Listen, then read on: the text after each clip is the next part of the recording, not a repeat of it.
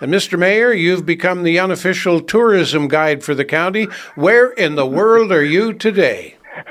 Well, believe it or not, Bill, I'm actually in my office here in Napan at the Upper Napan Service Center, trying to clean off my desk and sort out all of the flyers and pamphlets and information that I brought back from last week's FCM meetings in Ottawa. So I heard that you went up there. Hopefully accomplished. Yeah, I heard that you went to Ottawa to get the Prime Minister and straighten him out a little bit. How'd it go?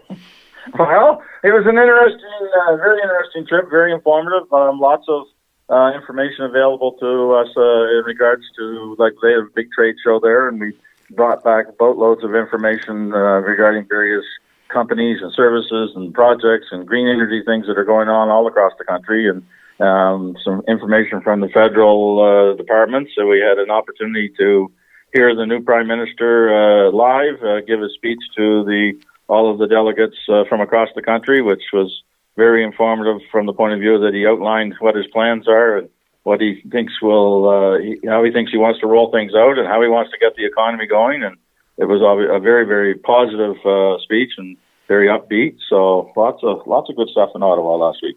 I'm not sure if you're aware, but he came to Cumberland County before the federal election. In fact, before he offered to run, he was kind of testing the waters. Had a little tea party, if you will, in Cumberland. Did you get a chance to invite him back? No, I didn't actually get a chance to speak to him personally. So, but anyway, it was an interesting thing that they had individuals and leaders and representatives from on each day from all of the political parties that are represented in Ottawa. So get a chance to hear some ideas and different perspectives from various parties, which is interesting too. So, I think that it looks like, they're going to get to, work in the spirit of cooperation in the early going and see what we can get done. So we're very hopeful as a municipality that will translate into infrastructure dollars and project dollars for things that we're working on here. So I think you're looking in the right direction, quite frankly. That's in the cards, I'm sure. But let's talk about business here. You had a special meeting yesterday.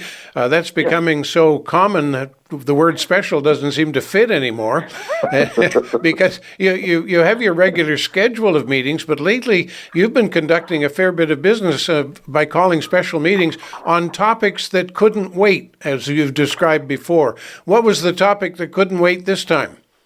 Well, yesterday we worked on the grants to organizations to try and get that piece of work finished up yesterday and approved. We realize that people that are in need of those funds around the county are looking forward to getting them, and it's our job to get this thing done in a timely manner and try and get the money out to them as quickly as possible. So that was done, and then we worked on the extended producer responsibility.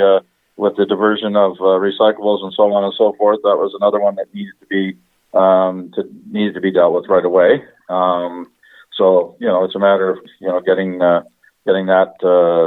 approved by council and getting the contract signed and get it back and to move that one forward. So, and then we actually ended up adding a few other things to our special meeting at the last second. One was the purchase of the new Parsonsville Fire Department rescue trucks and the appointments to the Cumberland Water Utility Advisory Committee. And then we had a rather rousing discussion on the uranium and exploration and stuff like that as it pertains to Cumberland County and what the provincial government is doing these days. So it ended up what was originally supposed to be a very short and quick meeting turned a bit longer with the addition of the extra things. Now, the rousing meeting about uranium, I could just tell your whole council was saying, come build it here, come build it here. You're a comedian some days, So, listen, there's been a lot of, people saying, what's going on? How does this work? What's what effect will it have on all numbers of things in regards to their everyday life? And in all fairness, we're not saying no, we're not saying yes, as we originally had lettered the Premier a few weeks back, and we're looking at it from the point of view that if we're going to send them a list of questions and respectfully say as a group that we're currently not happy with having, uranium exploration just done without any consultation on our part. And the people have a long list of questions they want answered, and we'd love to invite them up here, which is what we're going to do now, invite representatives from the industry and from government to come to Cumberland County and hold an open public meeting where the people can stand up and ask questions and get their answers, and then we'll move forward from there. Good for you. Good for you. Now let's talk about the grants you give to organizations throughout the county every year. That's an area where you've been very generous, but not generous enough, according to yesterday's meeting. Apparently, you've received requests for about $1.8 million, requests for assistance. You've been able to give close to $1 million. I mean, but that's a far cry short of what was asked. How do you deal with that one? Well, you know what? You try to look at all of the different programs and all the initiatives and events that are going on. Some of the stuff is in the form of, annual grants and district grants are pretty well set in stone. And the bursaries to all the high schools is another item that, doesn't change from one year to the next as a rule. But then you have these special events and initiatives. You have special programs. You have capital requests. You have operations and maintenance requests and so on. And, it's very difficult to make everybody happy in this situation because, again, there's going to be roughly $800,000 of unhappiness. But on the other side of it, there's 900 and some thousand of happiness. And so we try to, spread it around and do it with a fair hand. And we have many, many, many conversations. The final result yesterday is after a lot of meetings, a lot of very good and healthy discussion from all the councillors, to decide if we can do something for everybody, a little bit for everybody, rather than leave too many behind that, and give them nothing. It's all about trying to get to a level of fairness and make sure that all of the important work that goes on with all the groups in Cumberland County continues. The last thing we would ever want to see happen is somebody, one of these groups close up or fail, and it be because of us not being supportive enough of them. It's an awfully difficult task. This is one of the toughest ones of the year to try and get through this grants program. Well, you mentioned the word fairness, and, thinking back, not too far back in terms of a few years, the number was relatively acceptable, palatable, if you will, the total number giving out grants, and you could kind of swallow that. But now you're approaching the $1 million with requests approaching $2 million. And there are some people saying, I don't think that's very fair that you collect my property tax and then give it away to some community organization somewhere in the county and let them spend it.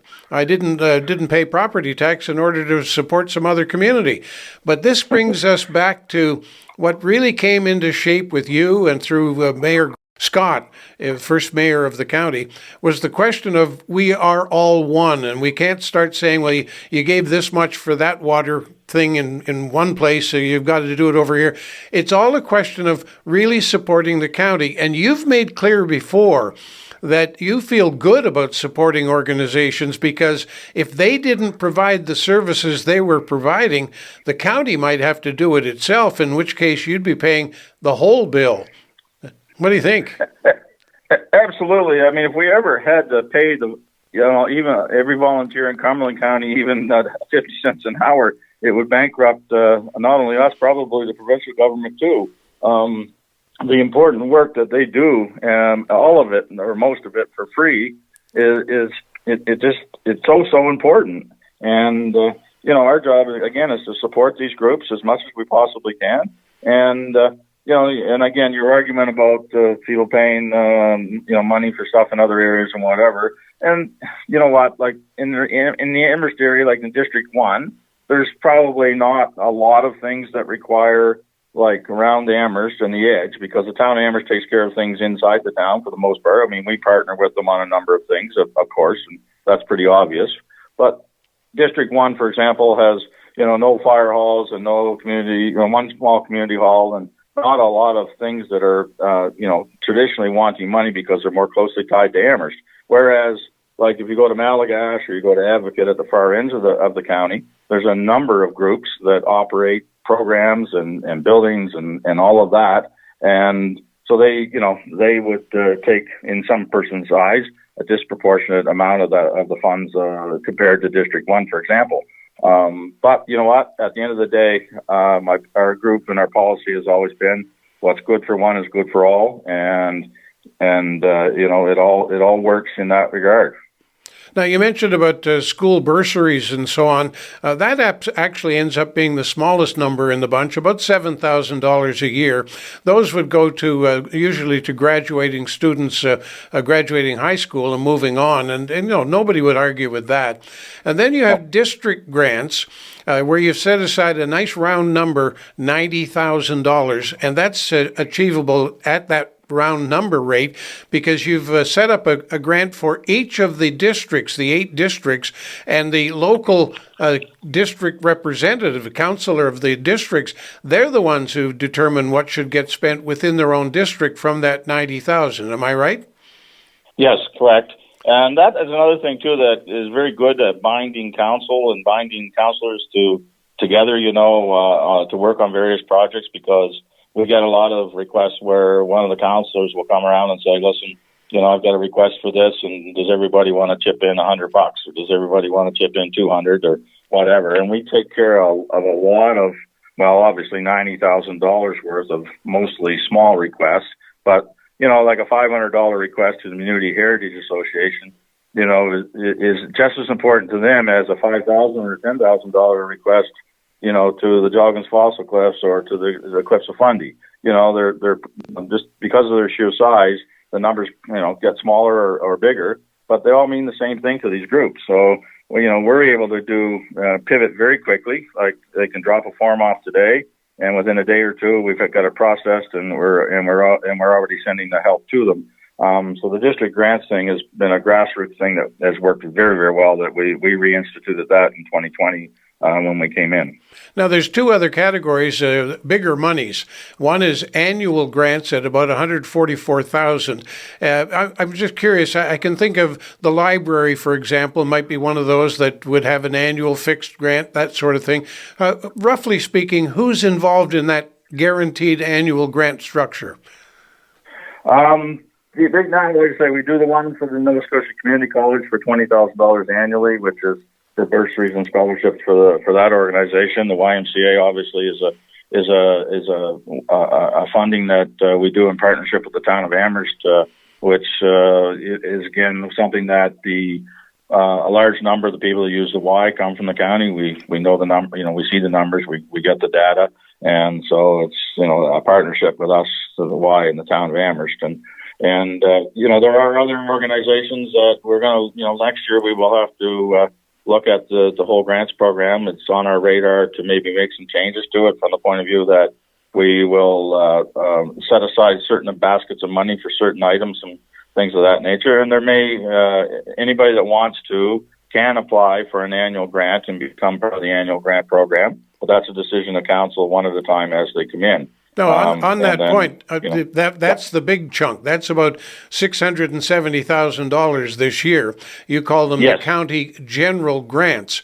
And as I look at that list over the last number of years, there's a fair number of them that are back year after year after year, but they're not necessarily getting the same amount of money. But you could almost say they're annual too. Is that why you're looking at reviewing the whole structure?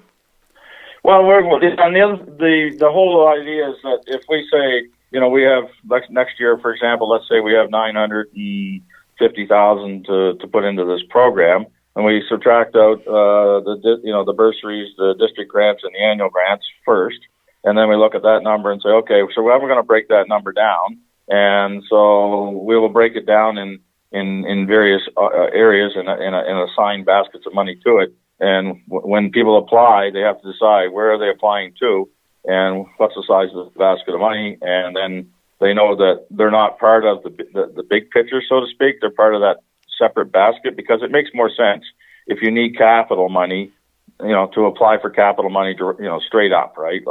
And we have a number of organizations. If you look through the list, like for example, there's a number of different initiatives going on, like in Joggins River Hibbert area. There's a number of different initiatives going on in Oxford area. You have the Oxford Trails Association, the Oxford Arena, the Oxford Community Center, and that type of thing. So if we could bundle some stuff, it just takes the pressure off of and cuts the numbers down as the vast numbers of amount of paperwork we have to go through for each and every one of these things. So. And of course, we've already touched on the thought that some people might oppose the idea, but I think when you really look at it and understand that these community organizations are not depending on you for their lifeline, although you make a major difference in their success, but they can't come to you looking for 100% of something. They need to have skin in the game, so to speak, and they do, and they have had for many, many years, and you're simply contributing to very specific aspects of their program that they either add on any given year or require special assistance in any given year. It's a lot of money, however, and I know from firsthand experience in watching your council, you spend a lot of time on it because it's very important to your entire council. It certainly is. And the other part of that, too, is that some people come along, and need a big lift for a particular project this year. And some of this money, is used to leverage further funding from the province and from the feds. So that's, it's double and sometimes triply important that we are able to help these people out, right? No question. And you're absolutely right. You're not the only level of government that is contributing sometimes to these organizations.